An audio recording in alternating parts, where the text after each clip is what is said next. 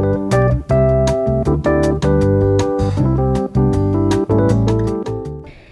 PomPomFam, welcome back to the PomPomBros Channel.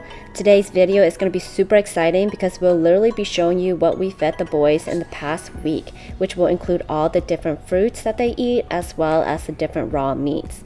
As of recording this video, the boys' eating rotation consists of 3 fruit days, 1 meat day, and a fast day.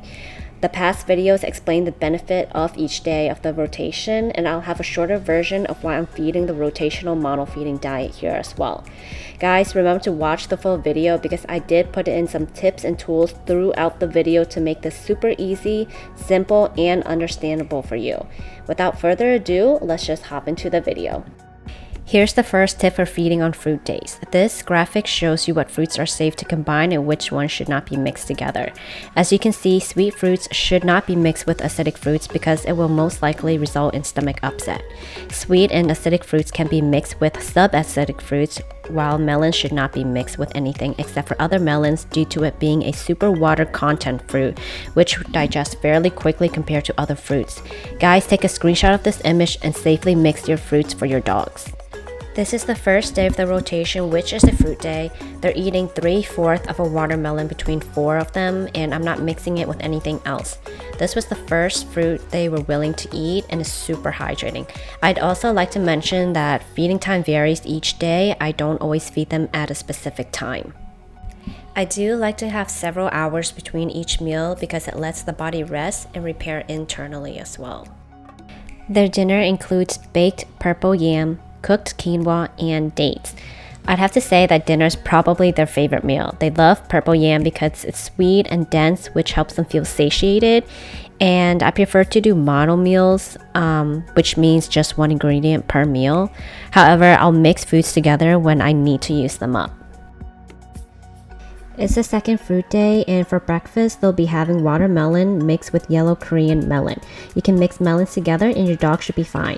Experiment with different fruits and see what your dogs enjoy eating because each dog is different and they'll each have their own preferences.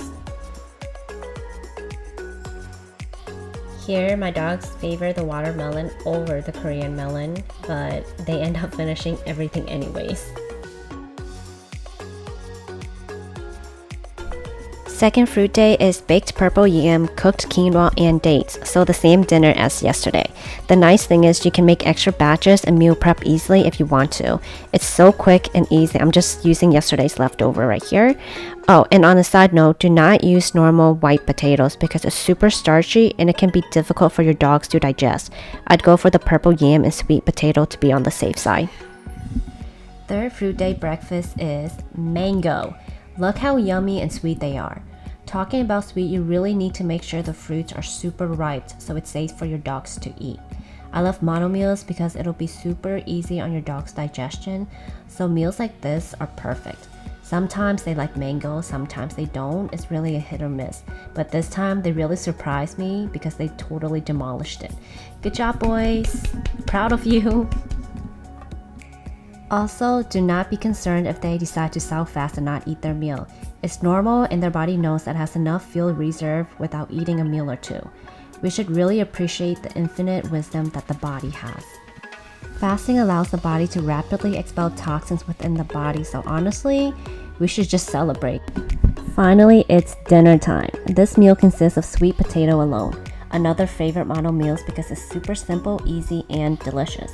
Sweet potato is loved by dogs universally. Once it is cooked or baked, the complex carbohydrates are then broken down into simple carbohydrates, which resembles a ripe fruit. Sweet potatoes are safe for dogs, and you may also notice later as you go a longer period of time with this diet that your dog may prefer just raw fruits because their digestive tract is healthy and healed. Guys, here's another graphic showing you the estimated transit time of different food types. As you can see, melons and cucumbers take about 4 to 6 hours. Other fruits and cooked plants take about 8 to 12 hours. And meat, bones, and organs take about 24 to 36 hours. That's why a fasting day after a meat day is important. Guys, take a screenshot and refer to this when you need it. And finally, it is here, the most yummy day of the rotation, which is meat day. They're going to be having quail for breakfast. The quail also include bones as well, and I prefer whole prey, which I will get soon, and rotate different proteins for them. Currently, they rotate between quail, rabbit, and Cornish hen. You don't have to rotate a lot, but personally, I just enjoy it because it's fun to watch them eat. I usually give them organs after their nighttime walk as a little treat before bed, and the organs are usually 5% liver and 5% kidney. Guys, organs are important for dogs, so make sure to include it in their meats. You can get it at ethnic markets. I get mine at Asian markets. You can also prep the meat and the organs as well, so you would just portion it and then put it in different containers, freeze it, and then when it's time to feed them, you unfreeze it and then you feed it to them. So it's pretty simple and easy. And for dinner, they're going to be having leftover quail from this morning. They're always looking at me for more meat, and I may or may not add another meat day and take away one fruit day. Honestly, I'm okay with it as long as they have at least 2 fruit days and a fast day. The nice thing is this diet is adjustable and you can do what works best for your family. Next is fast day, and all you need to do is provide water for your dog. Let them rest if they seem a bit tired, since energy is diverted internally for healing. After fast day, the rotation starts again and we're doing fruit day. For breakfast, they're going to be having 3/4 of a watermelon, and watermelon is great for pushing toxins to the surface. Here's another awesome tool for you guys to use when combining fruits. Remember to screenshot it and use it when you guys need it. For dinner, they're having sweet potato, a mono meal but very delicious. You may observe your dog's poop, and usually if their food digests well, the poop comes out with the same color as their fruit. I was so surprised to see this before, but now it's awesome to know they're digesting everything. Weird, but just a heads up. Another fruit breakfast, and this time they're having papaya. It's so fun to make papaya. It's so yummy. Sometimes it's a hit or miss with this one, but they really enjoyed it this time. It's so fresh and so sweet.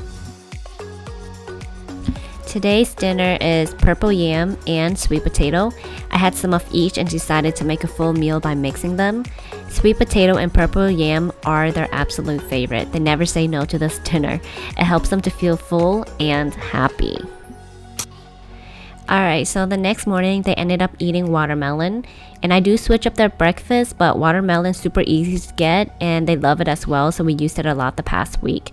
Remember, you can always switch up fruits that your dogs enjoy eating. It makes it much easier for them to eat fruits this way, guys. Their dinner consists of bananas, cooked quinoa, and a bit of leftover yams.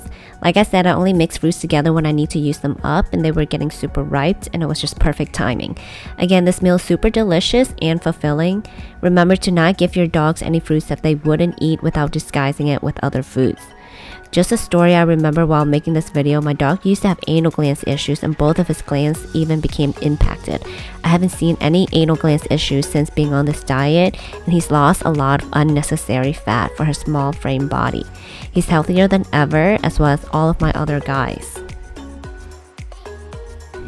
Here's another tool for you guys to use when making your dog's meals. As a general rule of thumb, your dog's entire fruit day should amount to 5 to 10% of your dog's body weight, so get yourself a scale if you need to. Fruits have more water content and is less dense, so they can eat more fruits on fruit days. If I feed my dogs watermelon, I don't really measure because once they're done, they're done. They don't overeat on fruit days, and once you get a hang of it, you'll be able to eyeball the amount and not have to measure each time. For meat days, you can do 3 to 5% of your dog's body weight. This is a calculation for the whole day, not each meal. Meat is more dense and it requires the body a lot of energy to digest. Remember to include secreting organs such as liver, kidney, brain, etc. I usually do liver and kidney just because it's easier to get. This diet isn't complicated. It's simple and easy to incorporate into your dog's life and your life as well. Once again, it is finally meat day and I love how excited they get. This time they're eating rabbit, and you can get rabbit at ethnic markets. I got mine at a Korean market and it is a little pricier than Cornish hen, but my dogs love it and I love to feed it to them. And rotating protein is literally so fun for me and very delicious for them, of course. So it's a win-win for all of us.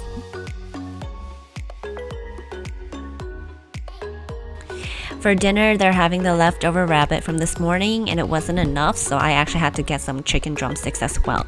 Rabbit is great for big dogs and small dogs. My Pomeranian is 6 pounds and he can easily break down the rabbit's bone and digest it really well. I'd say rabbit, quail, and Cornish hens are great for small dogs, and I'm exploring more options, specifically whole prey, so all the feathers, fur, or scales will be attached, as well as the organs. So it basically comes as a complete package. And I like to rotate some of the whole prey into their meat days, so I'll update you guys when I do. I really like feeding rabbits because they have far less fat than Cornish hens, which means it takes less time to prepare. And remember to remove the fat and the skin from farm-raised meat because they usually contain a lot of fat due to what they're fed and how they are raised. Toxins are stored in the skin and the fat, as I've stated in my other videos, and we want to remove as much as we can. This is a chart that I made to show you guys what I fed the PomPomBros in the past week on their rotational mono feeding diet. All the fruits and the raw meat that they enjoyed. So I hope you guys had a great time watching, and I had so much fun making this video. If you've learned anything, please comment it below. And if you like the video, please click the like button and subscribe. Please share with anyone who you feel would benefit from this information. Thank you guys, and see you in our next video, PomPomFam. Much love to everyone.